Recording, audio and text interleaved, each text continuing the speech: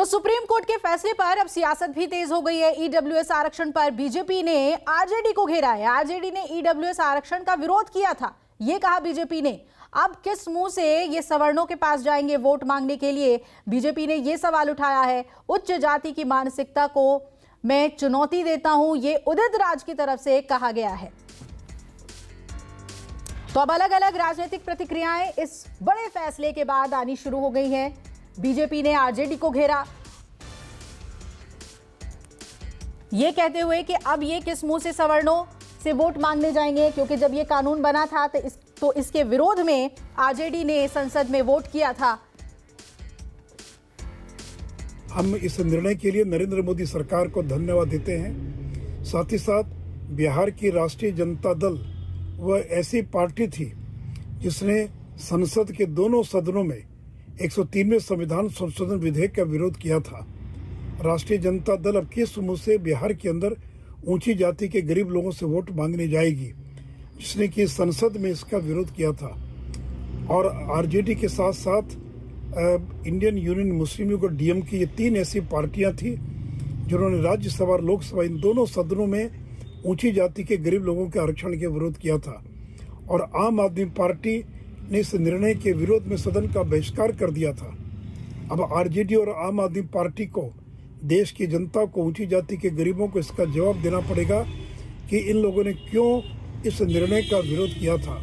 साथ ही साथ मुझे प्रसन्नता है कि सुप्रीम कोर्ट ने साफ कर दिया है कि संसद के इस निर्णय या मोदी सरकार के इस निर्णय के द्वारा संविधान का जो मूलभूत ढांचा है वो कहीं भी प्रभावित नहीं होता है। साथ ही साथ 50% की जो आरक्षण की सीमा थी उसके अतिरिक्त 10% आरक्षण दिए जाने के पक्ष में सुप्रीम कोर्ट ने अपना निर्णय दिया है।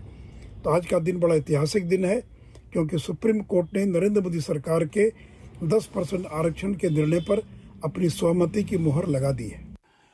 16 दिसंबर 1992 को इंदिरा साहनी जजमेंट आया और उसमें सीलिंग लगा दी गई थी कि 50% का आरक्षण किसी भी स्थिति में क्रॉस नहीं हो सकता, पार नहीं हो सकता। आज कैसे पार हो गया?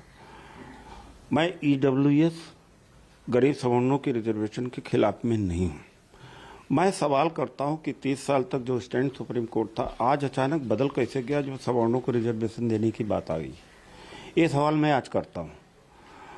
अब संविधान की दुहाई दे रहे हैं, 30 साल तक तो इंदिरा साहनी के जजमेंट की दुहाई देते रहे। तो जब SC ST OBC का मैटर आता है तो सुप्रीम कोर्ट कुछ और हो जाता है, जब सवर्णों का मैटर आ जाता है तो सुप्रीम कोर्ट और हो जाता है। उस मानसिकता का मैं मानसिकता के ऊपर सवाल कर रहा हूं। जवाब सुप्रीम कोर्ट को देना चाहिए। गॉड नहीं है, देश के लिए अकाउंटेबल है, जनता के लिए अकाउंटेबल है, 85% के लिए अकाउंटेबल है, SC ST OBC के लिए अकाउंटेबल है। ये कोई भगवान नहीं। नमस्कार, मैं हूं मानक गुप्ता।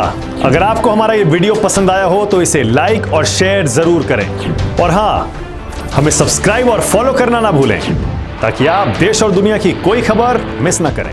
तो जुड़े रहिए हमारे साथ और देखते रहिए न्यूज़ 24।